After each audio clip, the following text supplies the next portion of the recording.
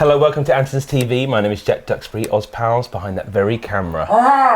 And our good friend and legend, Andy Pimblot's in the house. Hello, good to see you. Mate. This is an exciting day. Yeah, I had no idea you were bringing anything new. Okay. I thought maybe, I had no idea. I've just been speculating to what's underneath this sheath. Yeah, Roland has made a lot of famous products in the past. Some of the most famous ones being the TR-808 and TR-909 drum machines, which helped define sort of electronic music, hip-hop, dance culture, everything like that. And those were very much professional instruments made for the pros of their time and their needs like that. So in 2025, we wanted to do something that was for today's professionals and create something that's a tool for them.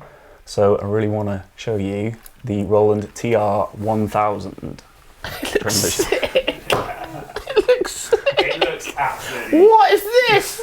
dense. So this is a brand new drum machine, 2025 for today's professionals. There's loads of stuff that it does, which is amazing. Are we strapping in for a big one? Yeah, we're going to strap in and go for some Did stuff. not see that coming. Whenever we do something with the TR name, obviously, you know, one of the big questions that we get from a lot of people is like, is this an analog drum machine? And in this case, I'm very happy to say yes. This is an analog drum machine. Oh, come on. But that's really just the tip of the iceberg of everything that it can do. But I think we should... That's a big old deal, isn't it? It is. So this is Roland's first drum machine to feature analog circuits in over 40 years. So everyone's awake now, aren't they? That's good.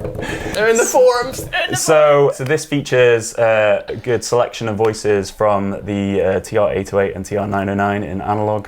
For 2025, I think we should probably have Shall I have a list? a bit of a listen. Let's build a little pattern going here.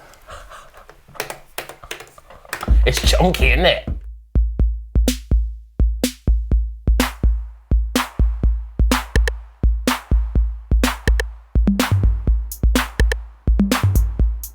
Yeah, Oz is cranking it up.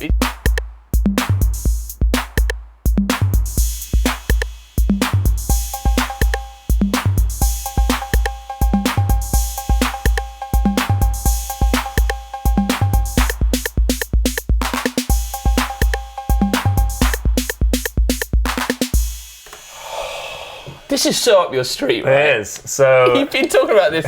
We've been dreaming about this for years now. exactly. So this is amazing, and we also, you know, in all fairness as well, we also have an analog TR-909. So let's have a listen to this one. Okay. I'm getting an idea of what's going on here. Yeah.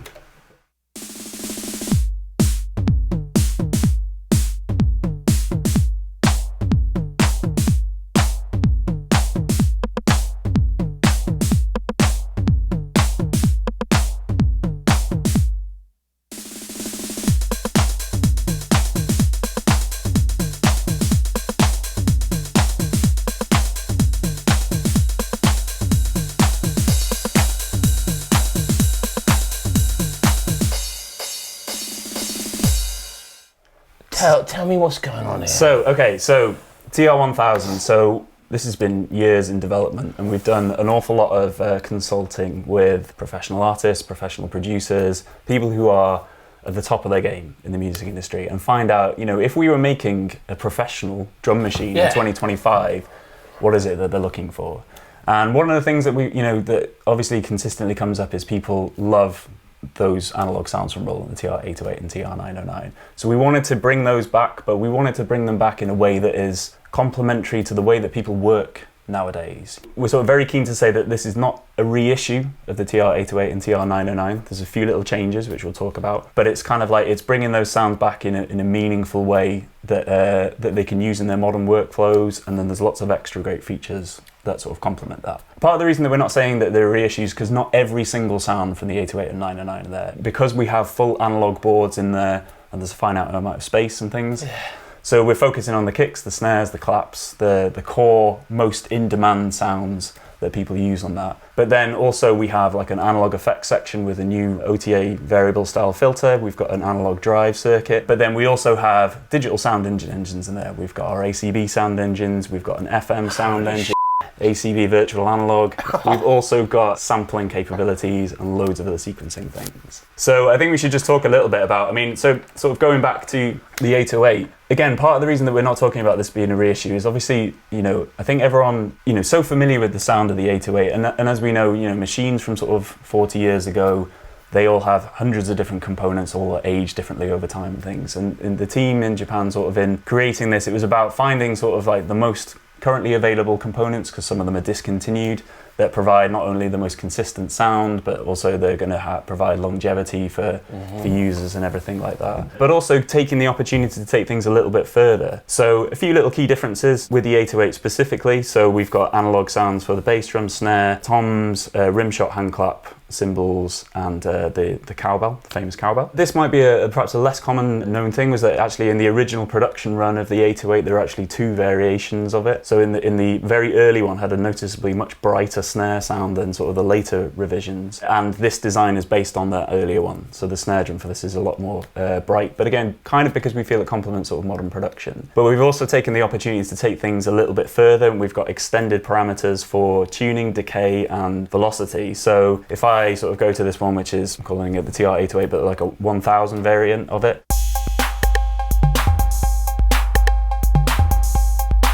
So what I've done here, and again, because I'm aware that people will be maybe watching this on their phone and things, we'll talk about sort of some of the tuning capabilities. I'm going to add some drive, because otherwise, when we pitch it down, you won't hear it otherwise.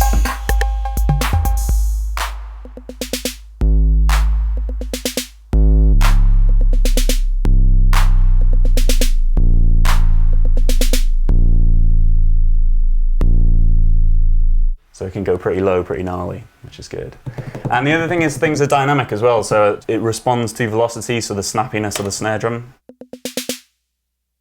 So it's opening up as we're playing it through there. That in there? So there's kind of like extended parameters. As I say, you've got greater control over tuning and everything like that. And the same with the Analogue 909 as well. You've got sort of extended variations that you can do. This is a massive deal. This is a massitive deal, yeah. Has there been an analog drum machine in our lifetime? From Roland, no. But, well, as I say, this is the first one. We're similar age, right? Yeah. That's it? Yeah. So this is insane. Yeah, exactly. Wait, so sorry. this is a huge deal. This is really, really great. It's an actual product release. Come on, it's genuine. But the other great thing is, what we've been crying like our whole life. We've just been dreaming of this. Even as a guy working for Roland, how many drum machines have we sat here and they've been awesome and we've enjoyed it. So yes, I'm fascinated to see how. I'm just thinking to the end. I'm like, I just personally want to ask you how you get on with it. We'll go through the features. We'll get around to it. The other great thing is, because it's got both Analogue 808 and 909s, it means we can blend the two of them together as well. Oh. If you want to have mix and match different things. So this is a mix and match of both things. But, and this is both bringing on to a next little feature on here, so looking at the front here, we've got 10 different instrument channels. We say bass drum, snare drum, low tom, but you can assign anything to anything. Cool. So it doesn't have to be fixed to those. Wow. With the analog instruments, you can only have one instance of it, so you can only have one 808 kick, but you can have the 808 and 909 kick at the same time. And if you notice the first 4 tracks here, these are sort of chunkier faders, these are layer tracks. So another thing sort of consulting with a lot of artists with a lot of feedback, and we've had this from the TR-8S as well, is that a lot of producers, they like to layer sounds together, and we wanted to have a way that it was easier for them to work with that. So although we've got 10 channels, in effect we've kind of got 14. So here on one side I've got the 909 kick, and on the other side the 808, but you can blend them together. So you can have the punch of the thing, but with that extra kind of weight. To talk about kind of the structure on here, so I've got an 808 kick layered with the 909, we've got a 4 to the floor kind of pattern on here. But what we can kind of do is, so say if I take the 808, I can go to a filter on here, I can apply a filter, and let's say instead of having the whole 808 signal, I can filter down the top end, put a resonance spike, almost so I'm giving like a bit of a boost at like say 60 hertz. So now I've got like just the 909 as a full resolution, but then I've just got an extra bit of weight from that. Chef's kiss. But then we could take it a little bit further, so we go to the amp, and for the 909, let's apply a transient designer. Let's switch that on and add a bit more attack. And then this is all routed through an effect. So let's say we'll go to our saturator. Let's add a bit of drive to that. give it kind of a bit of a peak. And also then you could, if you wanted to, you could add just like a little bit of delay or something to it. And then, you know, this could be like a good sort of techno kick or something. And then once you've combined all of these things together, you could then save that as your own instrument. You could call it Andy's techno kick or whatever you want. And then you can just recall that with all of those settings. Sort of taking that further, as well as sort of layering sounds, you do have the option of writing different note lanes. So the same thing again here. So I've got my sort of blend between those sounds. But if I wanted to, I could also write separate note lanes on this. So I could have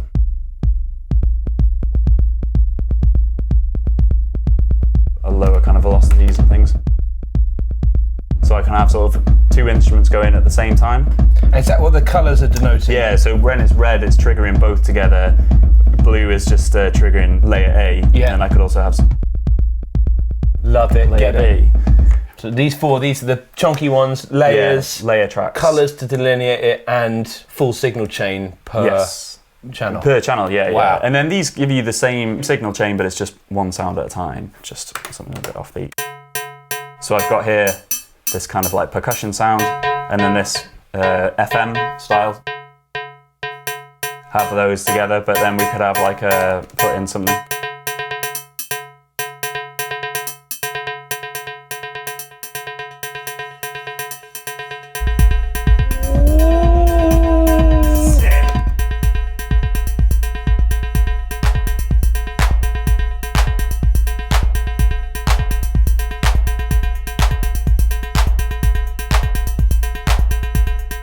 Just to give you a lot of great options for sort of sound design, really. So many parameters can be assigned to the knobs and can be controlled with various I'm in things for the like long that. haul. I'm trying to keep my mouth shut because I'm so excited. But I can having tried to demo drum machines before, I can't imagine how much is in there. So we're going to be in for the long haul. Yeah. There's so much detail that we could talk about, you know, with every different thing. Yeah. We could just talk about the analog section for an hour, but I kind of want to touch on everything a little bit. I'm down. I'm just to let you know, I'm down for it. And I'm so glad we got the speakers here because I can hear it. Isn't that satisfying when you hear it? And it's enveloping and like, it sounds warm and thumpy. It's huge. And also, like on the back, just to sort of quickly touch on that, we do have a direct analog output as well. Yeah, come on. We've got individual outputs all the channels. for all of the channels, Wow. or they could be trigger outputs. 1/4-inch jack ins. Yes, yeah. For external USB-C IC cable. Yeah. I can tell they've been talking to real heads out there. Come on, this is what you dream of. We do love a good normal power supply. Yeah, big time. And then we have CV gate control. We've got a foot switch control. Nice. If you want to trigger it from that. MIDI in, out and through, but these can also be configured to be DIN sync. So if you've got really old gear and you want to sync with those, you can. Normally USB for sort of updates and loading in sounds and samples, but then also USB-C on your computer, use it as an audio interface, record every channel separately. And we've got a TR-1000 editor app where you can edit all of it on your computer as well, if you want to. That's where all those expertise over our lifetime of them developing all the USB. That's cool. Yeah. Right. So bit about channel, bit about signal path. Let's go because I'm just seeing things every time I look at it different, and I'm sure. Yeah. Where do you want to go next? Yeah. So let's stick with sounds for a little bit. So as well as the analog sounds, we also have our ACB sound engine, which is analog circuit behavior, models all of the different circuits on there. And we do, we've included the 808, 909, 707, 727, 606, CR78, so all of the classic drum machines are available in that modelling. For the 808 and the 909 in the modelling, because we have the analog tones, a fair question is why we included that. As I mentioned, because we don't have all of the sounds that are available in those original machines, so things like the congas and clays from the TR-808, which we don't have in the analog section, we do have it in the ACB versions. Also, with the analog sounds, you're limited to one use of each at a time, so you could only have one instance of the 808 snare being used in a particular pattern. But obviously then you could layer it with the modelled ones. So if somebody wanted 10 808 kick drums, they can have the analog one. Yeah, Oz does, yeah. Exactly that. But what's really cool is for the 808 and the 909 is the team in Japan, they spent a whole year rebuilding the ACB algorithm in a way that you could circuit bend it so that we can make adjustments to the sound and get under the hood and tweak things. So let's take, say, our clap sound. So if I go to the clap now, so as well as just having the standard parameters, I can now adjust the mix of this for the reverb tail. Hey, why does the clap sound fat? It does. It sounds fatter than I've ever heard it on any other drum machine. Well, this is because I suppose this thing is it's made up of several clap sounds, and actually now we can change the space between them and the speed. Yeah. So you can really customize the sound. So here's a quick example using the Morph Fader. We'll come on to it a little bit, but you can assign lots of different parameters to it and adjust them at the same time. So here is the ACB kit, and then as I adjust this is going to kind of circuit bend the whole kit in a way. So.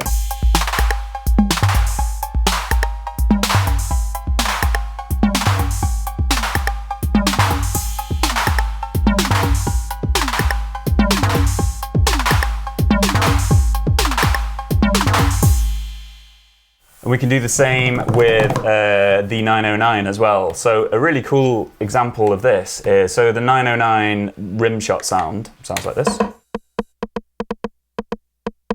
I didn't know this previously, but it's actually, on the analog circuit, it's made up of 3 separate oscillators, which are all sort of tuned together. But now we can go in and we can adjust the tuning of that. Change the decay.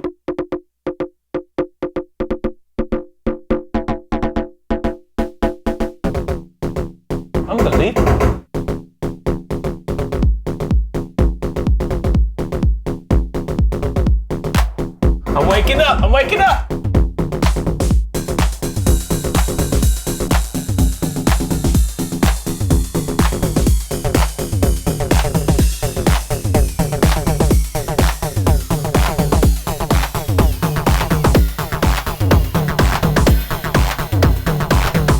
And it can go a bit mental. I mean, OG owners are going to love that, right? Yeah. Because it's something that was never available on there. Totally. And then it's kind of, I love it. That's one of those things where it's like worth the wait. Yeah, and I think with that ACB stuff in particular, you can 40-year wait.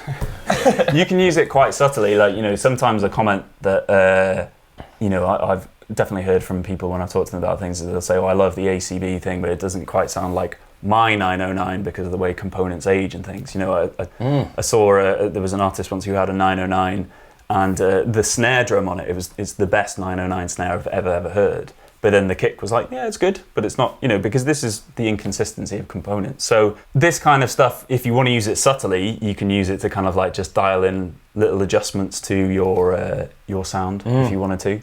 But if you want to go mental and really sort of mangle things. Yeah, and performative. Wow. Yeah. Wow. You totally can. Every time I look at it, I'm just like, when are we going to get around to that? It's everywhere there's a new thing. Yeah, so yeah, there's loads of great performance tools. And again, like the Morph Fader, I'll explain about that in a little bit in a bit more detail and things. But again, just from everything is hands-on. You know, we've got assignable controls for everything. Although these are labeled tune and decay on here, if you go to knob assign, these can be assigned to any kind of like different parameter and stuff. So they don't have to be those kind of parameters. And for each individual sound, there's lots of great little things we can adjust. I mean, so actually, like, again, with the A-B mix, it doesn't have to be all the way left, all the way right. Actually, say on this particular instance, on this kit, is programmed so that when you put it on full, it's actually the center, so it will be both sounds at full resolution. So if you're a live environment and you just need to quickly turn it up and be confident that it's going to hit both sounds the same, you can set it to be like that. So when you were going filter and this idea, I don't want to fixate on the analog bit, but which bits are analog that we're here? Like we said, that you explained the analog voices that are available. Yeah. Are there any other bits that are analog in there? So the Analogue FX section. Let me just reload TR-808 kit. We've got this Analogue FX section at the top on here. So if I turn this on, we have an analog filter. This is based on, we're calling it Roland inspired because it's not based on one of our existing circuits, but it's an OTA style variant filter, kind of similar to some earlier products, but not exactly the same. But you can have this in high pass, low pass, 12 or 24 octaves, or also 12 octave bandpass as well.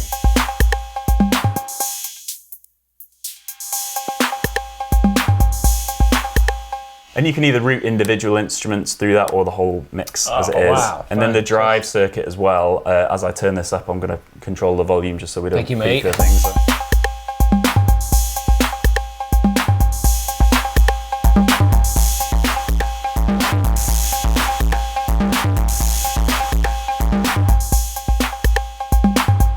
So with the drive, you can just have it on a little bit if you just want to have just a tiny bit of kind of like warmth or something, or as we just did then, if you want, you can really mangle it. And it doesn't have to be everything going through that. So another great thing though is, again, for stuff for modern producers, so I mean, I've talked about the analog sounds, the ACB technology. We do also have FM sound design in there, and but another great thing is you can work with samples, which is obviously a huge kind of part of things. So let me just give an example of this kind of thing.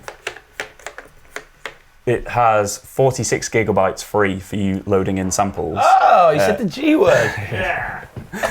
And it comes with 2,500 roughly samples to begin with, of just individual hits or some loops and stuff.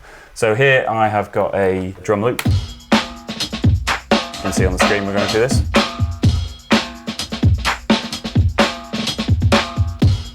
You can turn off BPM sync if you wanted to, and you can sort of adjust the speed of it, and that'll adjust the pitch.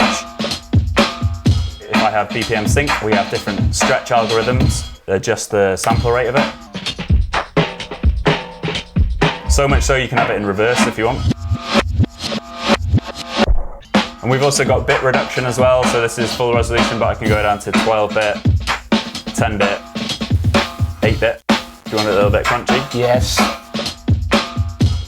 But then, as well as just having samples in there, we can do things like we can slice them. So if I go to hold down my play mode here and choose slice, this is just automatically applied 16 slices to it. You can do fewer than that if you want, or more, but so now. With lazy chop? Yeah, but if so, like, say if I want to rearrange this, because I can resequence things now, so I just want those four, let's say. Yeah. So I've programmed that in on variation E here. So I've got my 4 steps. You program in your hits, hold down the step, and I can choose which slice. So I've got slice 1 there, 2, 15, 16, and this last one is going back to 1. Again, we'll talk about the sequencer a little bit more in a minute, but this I put it on so it's only going to appear every second bar. So now,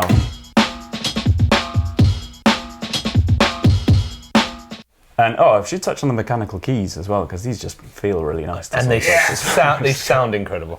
Which is cool. But the thing is, now that I've got those samples, I can layer them with other sounds. Bring in a kick.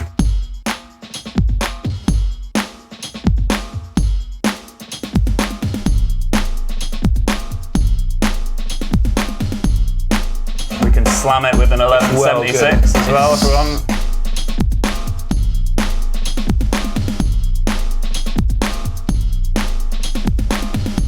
Let's see if I take that bass out. Really slam it with that compressor if you want to. We can bring in our analog drive.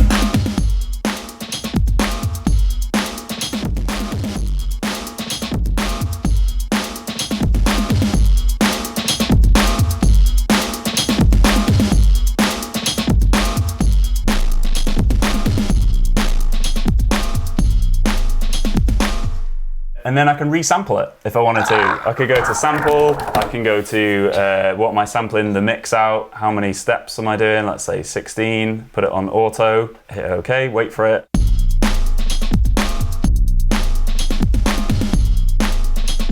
I'm just going to edit that and put normalize. This might be a bit louder now, so I'll just double check on the volume, but then. So now I've got 16 steps of that sample, and then I can assign that back to one of these channels, remove everything else, start again, and build from that. Keep going, mate.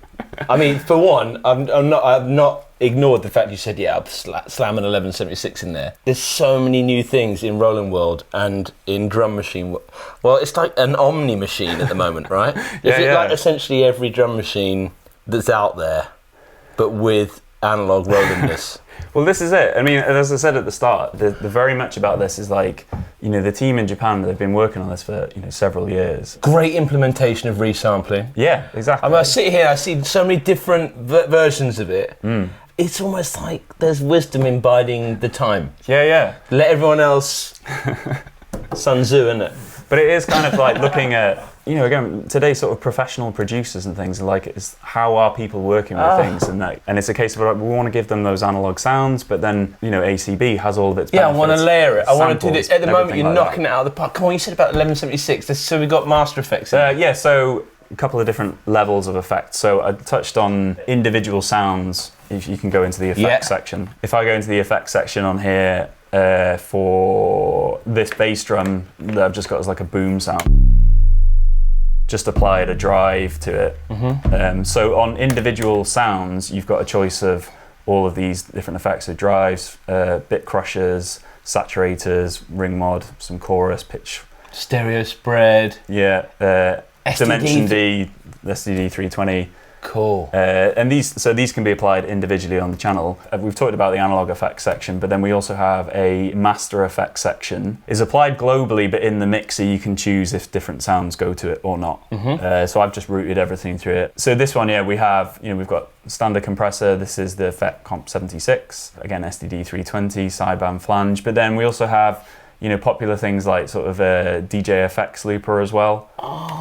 So people who some use SP404. Yeah. So although this is not, in terms of the sampling stuff, isn't as deep as the 404, but it is kind of based on a similar kind of thing. Yes.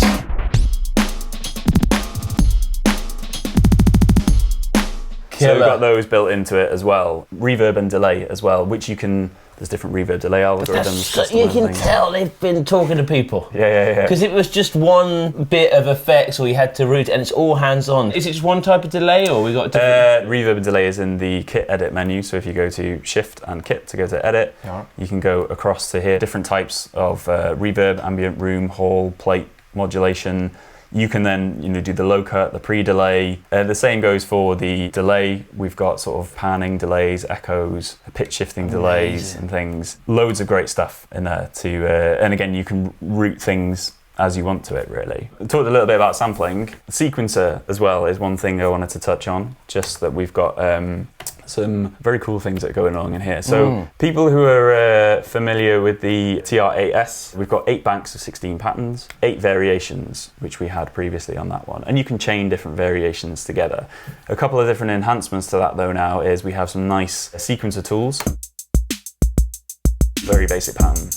Say if I go to add a hand clap on, say, just this hit on here, if I hold down the step, we have things like sub-steps, which we had previously for triggering flams and things like that. But we also have a thing called a cycle function. So if I want this to only appear on the second bar of 2 bars, I can have that. So previously, if you wanted to do that on the TR-S, you'd have to use 2 variations and cycle between them. But this now, it'll appear not on that first one, but it should play now.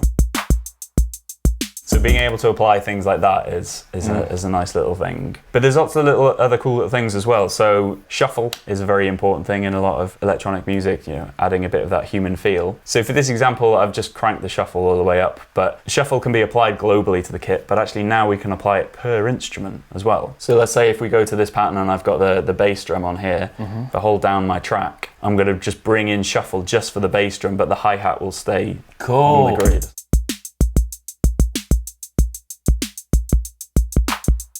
It's quite exaggerated, but there's still the hi-hat is still on point. But then maybe I want to shuffle the hi-hat like just a little bit as well. So not as much as the kick. You can do it, or you can do negative shuffle if you wanted to. You can also then shift things, the whole track, different things. So say for my snare drum, we can do this thing called rotate it, so where you shift it whole steps. Move that behind 2 beats. It's just shifted the whole thing. You can manually just shift things, sort of like nudge it sort of slightly off the beat, so the whole pattern. Nice. So just behind it. Just a little bit lazy, or pushing the beat the other way as well.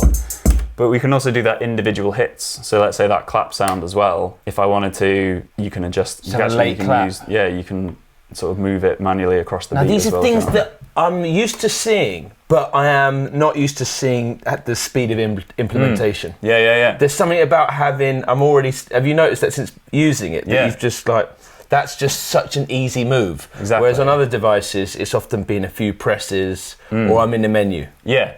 Well, it's that thing is that, so when you get into one of these menus, these 6 controls underneath, so if I hold down that track menu, I know which things I'm controlling. So well thought out, as well. They're the type of things I've been reluctant to do. I know they can do it on on my teenage engineering things. I know sometimes it can do it, but I'm like, I can't remember how to get there, or I can't remember the combination.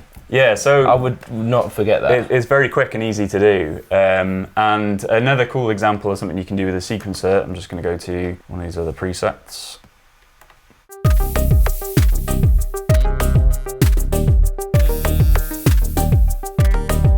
So this is melodic stuff happening. Yeah. Because of the sampling, is it? Yeah.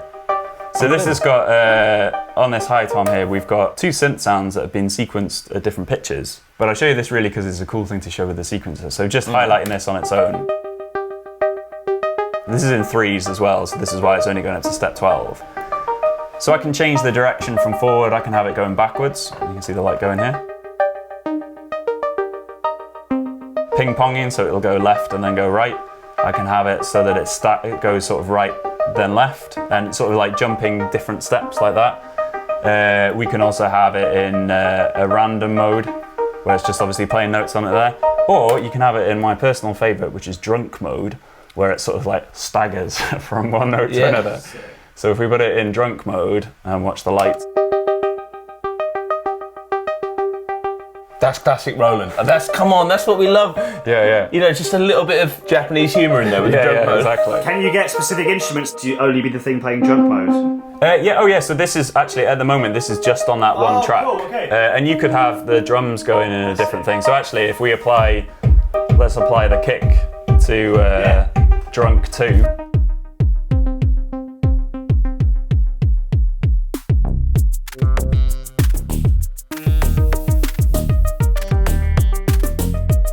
And it's just crazy then, you know. So. That's awesome. Yeah. Yeah, and that's the type of thing that, again, I've seen maybe something similar on other sequences, but it wouldn't feel as accessible as that. And I love the thought of that. So a lot of it, you're just holding down a control, and then you get a contextual menu. So if you want to do something to the whole track, so where it says track setting on here, so if you want to look at the bass drum, you just hold down bass drum, and then it gets you to those track settings.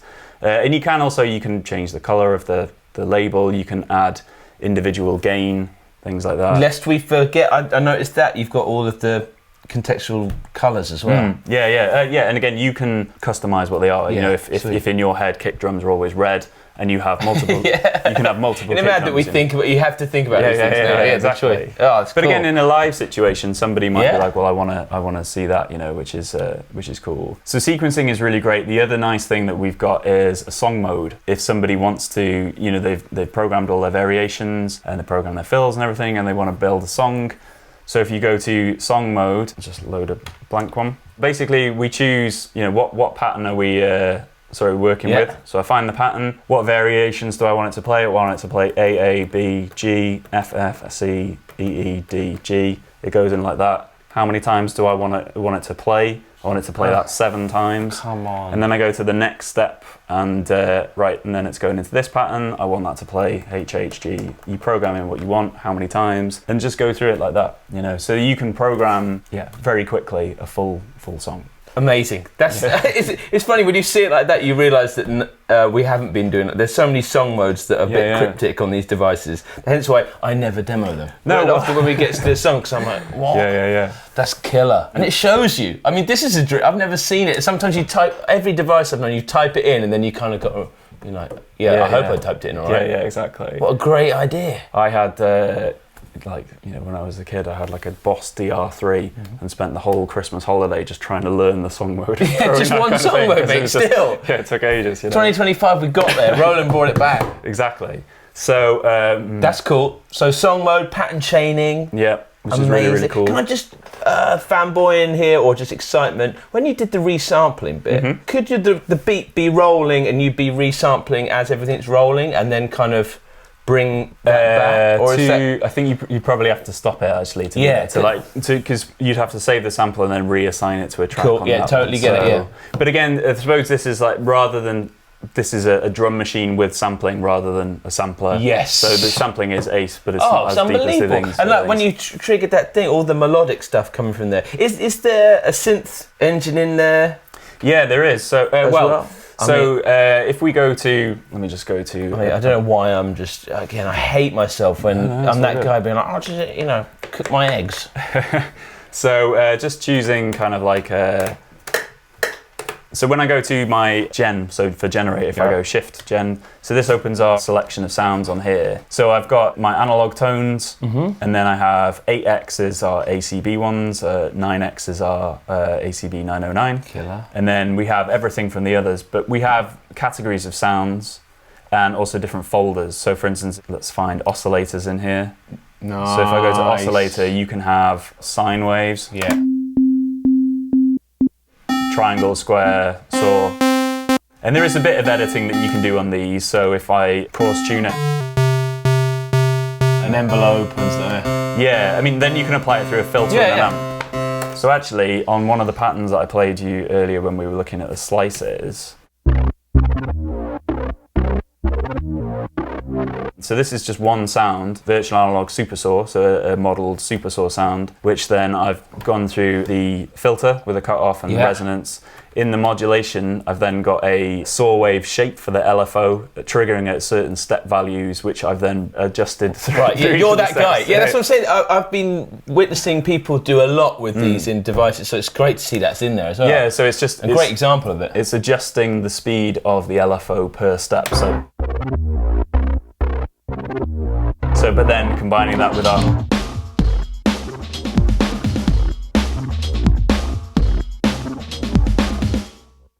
So that's using some of the virtual modelling thing. I mentioned as well that we have FM drums as well. This is a big deal. A lot of people are buying just FM drum machines now. Yeah. So even it's all added value. So we've got some FM kits, but again, you can take, say, that kick drum.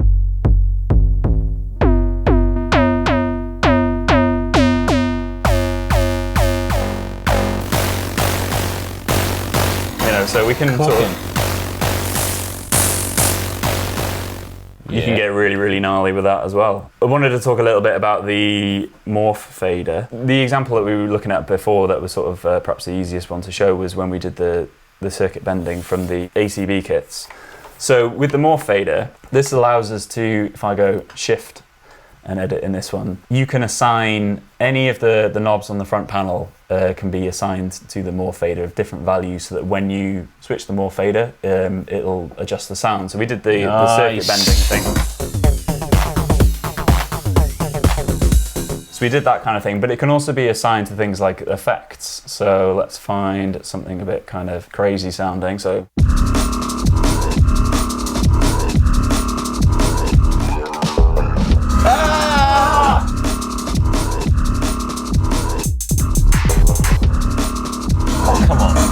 So we can do cool things like that. We can, let's find something as well. So you can't just whip that out of nowhere. I know, Taylor's coming. What? Exactly. You pulled him away from his emailing. Come on. I've got to feature one of the presets I made because why not? Which is. Oh, this is classic Pimbler. Synthwave. So on this one, I've assigned blending and effects levels. You just sort of tighten up the sound a little bit.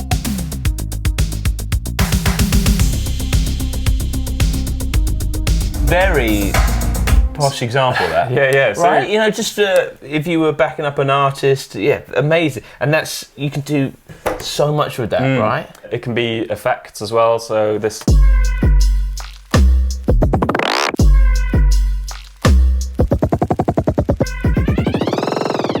So that's the DJ FX looper has been assigned. Can I have a little feel of it? Yeah, of course, yeah.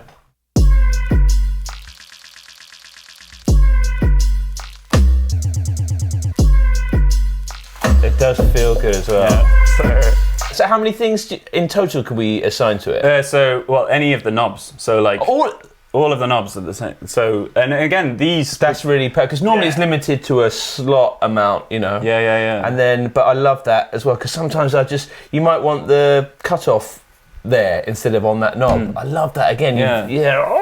It's because though as well, like each of these, when I talked about sort of, knob assign on here is that, so like for instance on the layer tracks, because they don't have to be tuning and decay and mix, so you can have 6 parameters assigned to just this one thing that's going on. And it can just be, I talked about having layer A and B, but if you just want it just to have one sound on there, but then have 6 things applied to the knobs, and then control those by the Morph Fader, or just grab them. And again, you can set the limits of parameters. So like just because say this is on mix between A and B, they don't, I've got them on 100% on there, but you could say that it's the maximum value is 30% or something like that. So there's a lot of detail if you really want to get into the sort of the real sort of like the weeds of it all and sort of be fine tuning everything, which is pretty cool. I keep forgetting things to talk about because there's so much. But another thing I should have mentioned when we were talking the sequencer as well is that we have unquantized recording now as well. So, should we have a look at that? Yeah, so in previously, we have unquantized recordings on things like samplers, like the MC series and things like that, but we've never had it on a TR drum machine before. But now you can record unquantized, and we showed before about manually shifting things off the beat as well, which is nice. I love the implementation of probability and things. Yeah, good thing. Another cool thing that's in the sequencer mode is a new feature called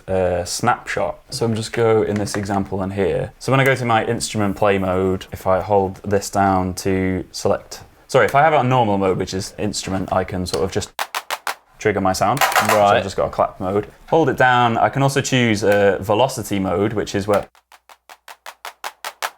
I really want to program in 16 different velocities. We did slicing earlier on, but this one is snapshot mode. So snapshot mode allows you to save per instrument 16 different knob configurations. So say for instance here I've got this very dry sound where I've got no clap decay and things. This second one, this is one with a lot more decay.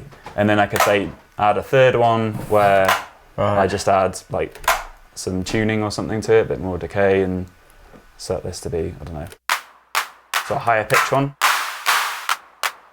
So I can have different variations of the sound saved at the same time and then record those in real time. So let's just have a kick go in. Go to instrument play mode. So it plays each one. That's very, very powerful and very fresh. And quick as well, because it's like before a performance, you set up your sounds, and again, if you might be within a performance thinking like, I want, for this bit, I just want a really tight kick sound. Yeah, instead of changing preset, so it's 16 snapshots within each instrument. Gen. Yeah, and so another example of how you can use That's it. So cool. on here, I've assigned a distorted 808 bass sample. So it's a sample tone. But one of the things, so I've assigned tuning for each one. So now I can program in, I can record in a bass line.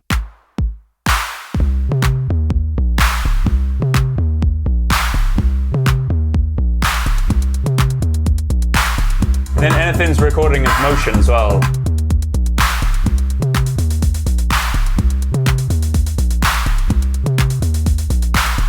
Okay, 2 things. So you just dropped the motion thing on us.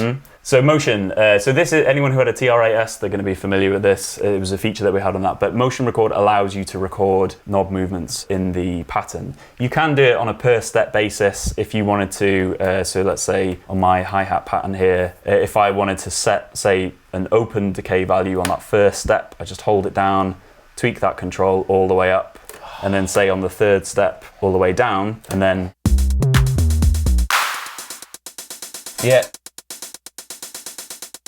or if you wanted to, you can record it in as the pattern's playing. So if you hit record, so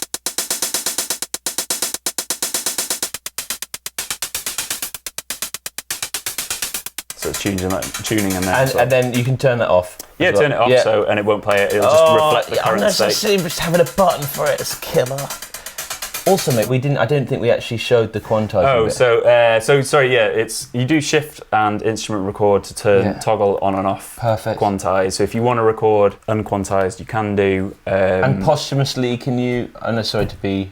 No. Actually, I don't know whether you can posthumously. It's a weird thing on that, and I totally get it sometimes. Like, how do you go back and Yeah, so you decide whether you're going to quantize or not. I think it's like, because TR rec mode is such a standard of kind of program. Yeah, exactly. And then you can manually things. Exactly. So you'll probably be conscious of like, I'm going outside of quantized land. Things like the external in, can I route those into things, or is that? Yeah, they can be routed through effects and then going through into the sample and stuff. So you've got a volume control for it there, and if you go to the sample screen, you choose what it is that you're sampling from the external input, or one of the tracks, or just one of the instruments itself. You can just sample just the bass drum or something, or if you have it on mix out, it's everything. 45 gigabytes. Yeah, 46 gigabytes of sample. Gigabytes. There's 64 gig in total in it, but 46 gig of user. That's so cool. Yeah, so that's